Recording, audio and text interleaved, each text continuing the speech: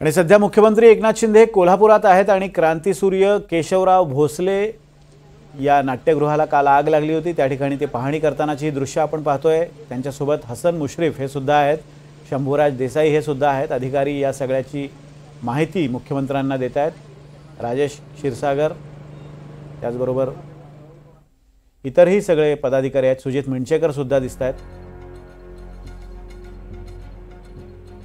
क्रांतीसूर्य केशवराव भोसले सभागृहाला काल आग लागली होती आणि या आगीत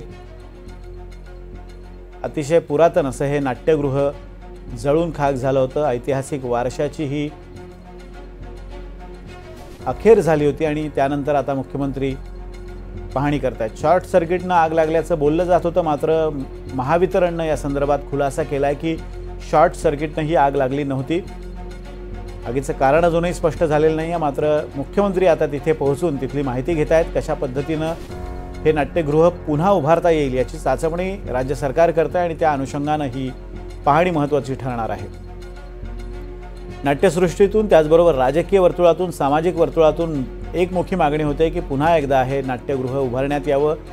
गतलौकिक जो होता तोच पुन्हा प्राप्त करून द्यावा या वास्तूला, अशा स्वरूपाची मागणी करण्यात आलेली आहे। आता राज्य सरकार यावर काय भूमिका घेतंय ते पाहणं महत्त्वाचं असेल। नुकतीच काही वेळापूर्वी देवेंद्र फडणवीस यांनी सुद्धा ग्वाही दिली की पुन्हा एकदा हे नाट्यगृह उभारलं जाईल आणि जे वैभव आगीत नष्ट झालंय ते पुन्हा एकदा निर्माण करण्याचा प्रयत्न केला जाईल असं सुद्धा त्यांनी सांगितलंय। मुख्यमंत्री काही वेळापूर्वीच कोल्हापुरात दाखल झाले होते आणि त्यांनी आता या